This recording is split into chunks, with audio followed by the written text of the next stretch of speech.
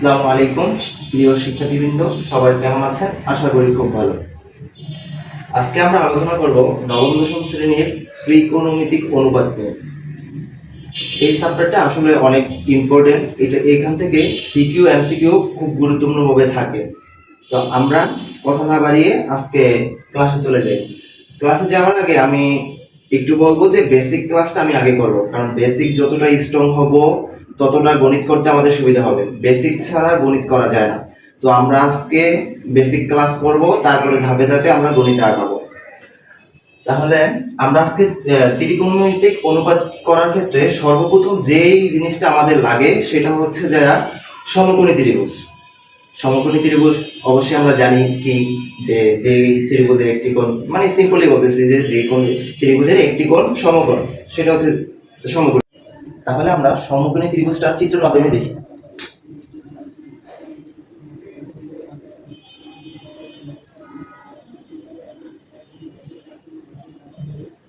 এখানে তিনটা বিন্দু এ বি সি নিলাম। এখানে যে কোনো কিছু দিতে পারি, এক্স ওয়াই জেড এম, যা ইচ্ছা আমরা এ বি সি দিয়ে নিলাম। আচ্ছা, তাহলে এখানে সমকোণী ত্রিভুজ আঁকছি। এখানে আমরা তিনটা পার্ট পেলাম, যে সমকোণী ত্রিভুজের তিনটা বাহু থাকে। একটা হচ্ছে কি লম্ব, ভূমি, আর একটা হচ্ছে অতিভুজ। তাহলে কোনটা কি সেটা আমরা আগে চিনতে হবে। আচ্ছা, তাহলে আমরা এখানে থিটা এর সাপেক্ষে আরেকটা কথা বলে রাখি, যে থিটা এর সাপেক্ষে আমরা দুইটা বাহু চেঞ্জ হয়, আর কিন্তু হচ্ছে অতিভুজ সবসময় কনস্ট্যান্ট থাকে। থিটা এর সাপেক্ষে দুইটা বাহু চেঞ্জ হয়। বাহু দুইটা কি? ভূমি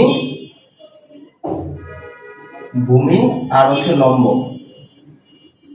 এই দুইটা হচ্ছে থিটা এর সাপেক্ষে পরিবর্তন হবে, থিটা এর সাপেক্ষে পরিবর্তন হবে। তাহলে কথা হচ্ছে যে আমার সূক্ষ্মকোণটা এই থিটাতে আমরা কোথায় নেব? এখানে নেব না এখানে নেব? আমরা দুইখানে নিয়েই ট্রাই করবো, দেখাবো। প্রথমে আমরা থ্রিতে থিটাটা নিলাম, এখন হচ্ছে থিটা এর যে বিপরীত বাহুটা থাকে ওইটা হচ্ছে লম্ব। থিটা এর বিপরীত যে বাহু, থিটা আছে কোথায়? এখানে। তো এটার বিপরীত বাহু হচ্ছে আমাদের কি? লম্ব।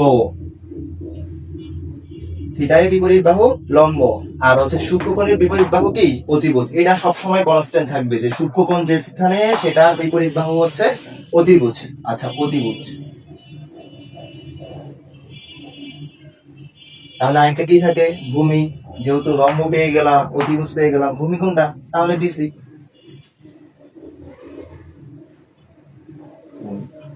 আচ্ছা, এখন আমরা থিটাটা নিলাম কোথায়? সিতে। এবার যদি আমরা এতে নেই তাহলে চিত্রটা কিভাবে আসবে, বা চিত্র সাপেক্ষে আবার লম্ব ভূমি কোথায় যাবে সেটা আমরা এখন দেখব। আচ্ছা, আরেকটা চিত্র আঁকো। এ বি সি সমকোণ। থিটা আমরা সিতে নিছিলাম, এটা কোথায় নিব? এ। থিটা নিলাম। তাহলে থিটা এর বিপরীত কোণকে কি বলে? লম্ব বলে। তাহলে থিটা এর বিপরীত কোণ, বিপরীত বাহু, সরি, থিটা এর বিপরীত বাহুকে লম্ব বলে। তাহলে থিটা এর বিপরীত বাহু কোনটা? বিসি। তাহলে এখন লম্ব কোথায় এসে পড়েছে? নিচে। একটা লম্ব ছিল কোথায়? উপরে। এখন কোথায়? নিচে। তাহলে সমকোণের বিপরীত তো অতিভুজ, এটা সবসময় কনস্ট্যান্ট থাকবে, এটার কোনো চেঞ্জ নাই। তাহলে আরেকটা রয়ে গেছে, লম্ব পাইলাম, অতিভুজ পাইলাম, তাহলে ভূমি কোনটা হবে? তো আমরা এখানে সমকোণটা, সমকোণী ত্রিভুজ আঁকছি।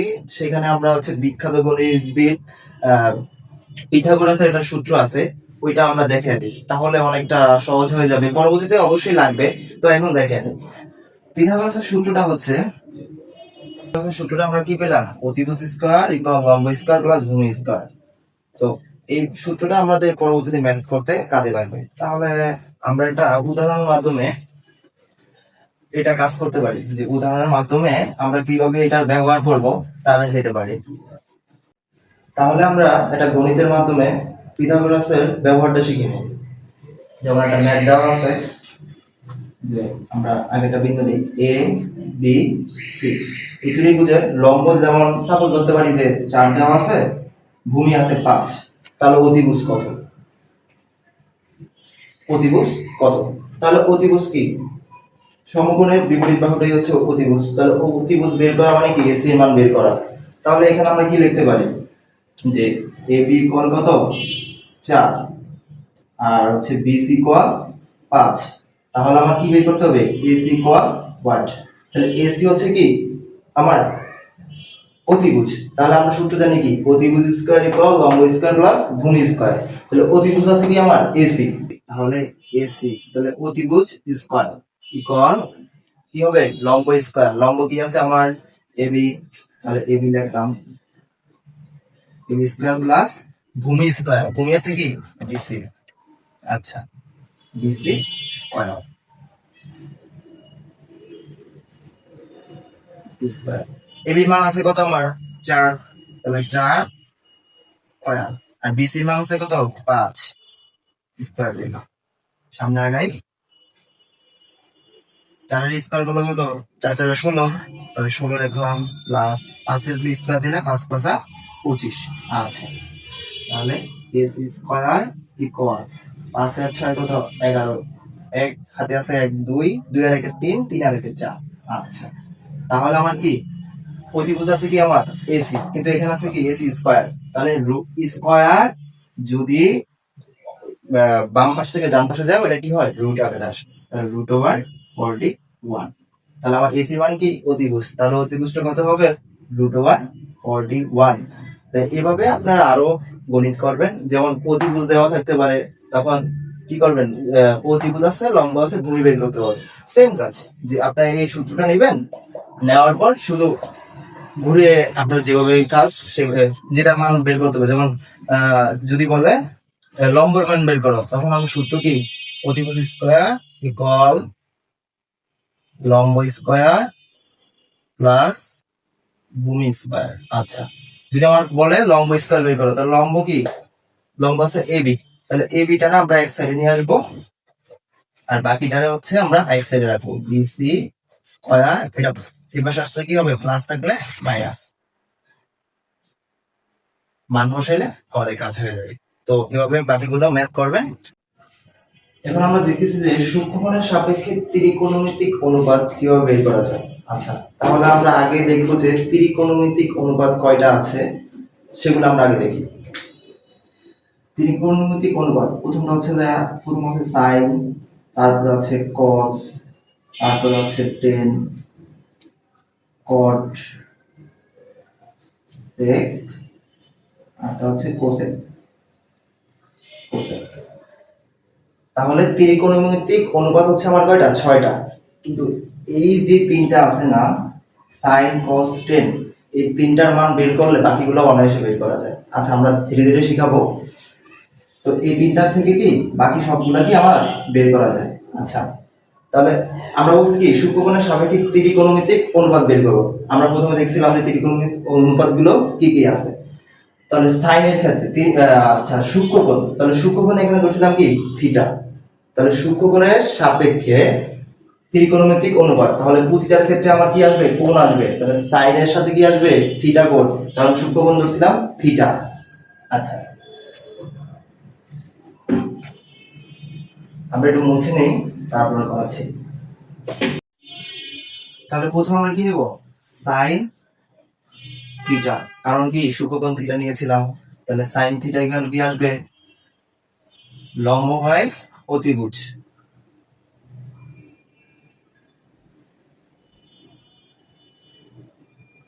আচ্ছা কসের ক্ষেত্রে কস থিটা ইকুয়াল ভূমি বাই হচ্ছে কি অতিভুজ। আর টেনের ক্ষেত্রে হচ্ছে লম্ব বাই ভূমি। আচ্ছা এখন কথা হচ্ছে যে এগুলো মনে রাখার জন্য একটা ছোট টেকনিক আছে, আমরা ওইটা এখন শিখবো। এটা অনেক সময় মনে নাও থাকতে পারে, তার জন্য আমরা যদি ছোট টেকনিকের মাধ্যমে শিখি তাহলে আশা করি খুব সহজেই মনে থাকবে। এর জন্য আমি সাইড দিয়ে একটু মুছে নিচ্ছি।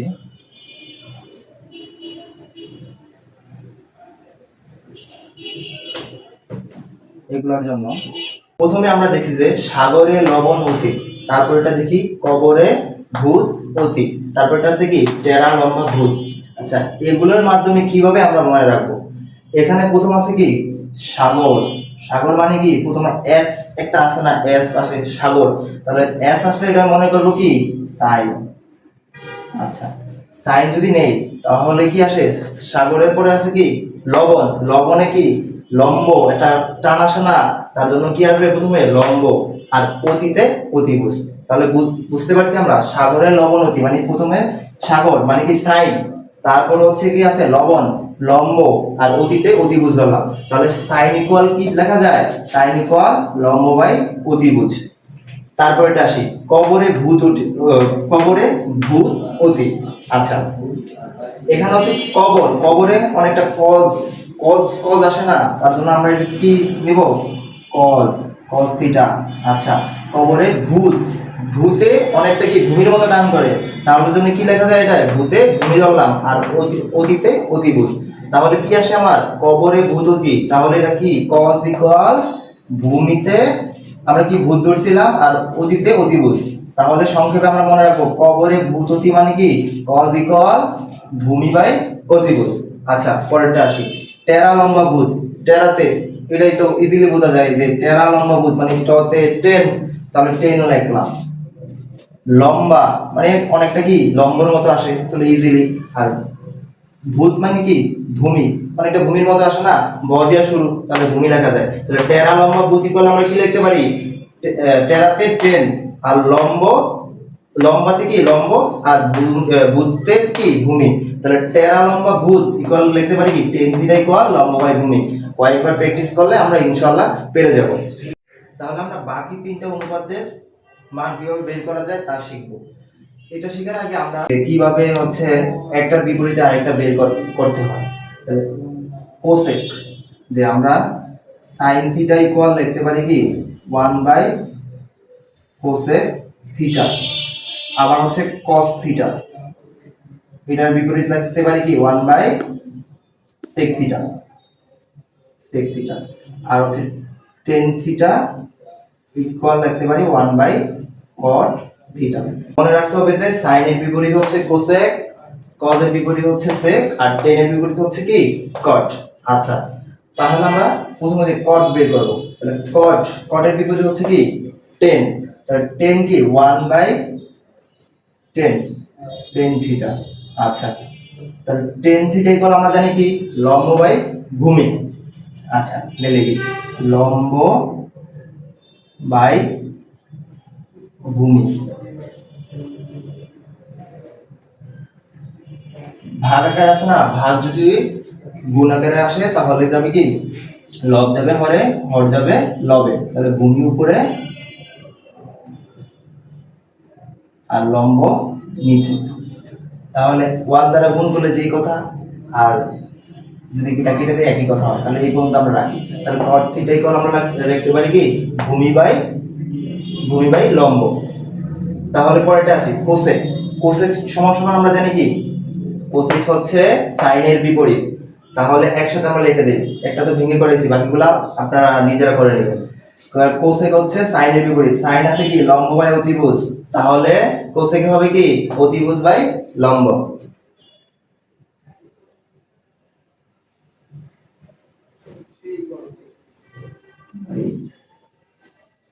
লম্ব। আচ্ছা, তাহলে সেক, সেক হচ্ছে কিসের বিপরীত, কজের বিপরীত। তাহলে কজ আছে কি ভূমি বাই অতিভুজ, তাহলে হয়ে যাবে কি ভূমি, তাহলে ভূমি যাবে নিচে, অতিভুজ যাবে উপরে, অতিভুজ উপরে লিখি আমরা।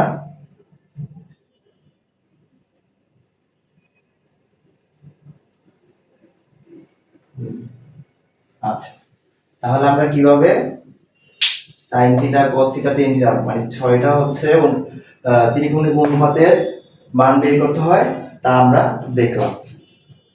তাহলে যদি এখান থেকে গণিত ম্যাথ করতে বলে তাহলে এভাবে করবেন যে চিত্র দেওয়া থাকবে, সাপোজ 1 2 3 সাপোজ দিলাম, এখান থেকে যে সাইন থিটার মান বের করতে, তাহলে সাইন থিটা ইকুয়াল জানি কি লম্ব বাই অতিভুজ, তাহলে সাইন থিটা ইকুয়াল লম্ব বাই অতিভুজ। তাহলে লম্ব আছে কত 1 আর অতিভুজ আছে কত 3, তাহলে cos থিটা ইকুয়াল কি হবে ভূমি বাই অতিভুজ। তাহলে ভূমি আছে কত 2 আর হচ্ছে অতিভুজ 3। আচ্ছা, তাহলে এখান থেকে একটা দেখাই যে কোসেক থিটা। তাহলে কোসেক থিটা ইকুয়াল জানি কি, কোসেক থিটা হচ্ছে সাইনের বিপরীত। তাহলে সাইন হচ্ছে যে কি ছিল, সাইন ছিল কি লম্ব বাই অতিভুজ, তাহলে কোসেক হবে কি অতিভুজ বাই লম্ব। তাহলে অতিভুজ আছে কত আমার 3 আর লম্ব আছে কত 1। তো এভাবে বাকি ম্যাথগুলা নিজেরা প্র্যাকটিস করবেন। হ্যাঁ, সুপ্রিয় শিক্ষার্থীবৃন্দ, এখানে হচ্ছে আপনার লম্ব ভূমি অতিভুজ দেওয়া আছে, যে sine theta cos theta tan theta কিভাবে বের করব, এটা তো আপনাদের সূত্র দেখাইছি। এটা আপনারা নিজে করবেন, বাসায় নিজে নিজে প্র্যাকটিস করবেন। তাহলে আজকে ক্লাস এই পর্যন্ত সমাপ্ত। দেখা হবে পরবর্তী কোনো ক্লাসে। সবাই সুস্থ থাকবেন, ভালো থাকবেন। আল্লাহ হাফেজ।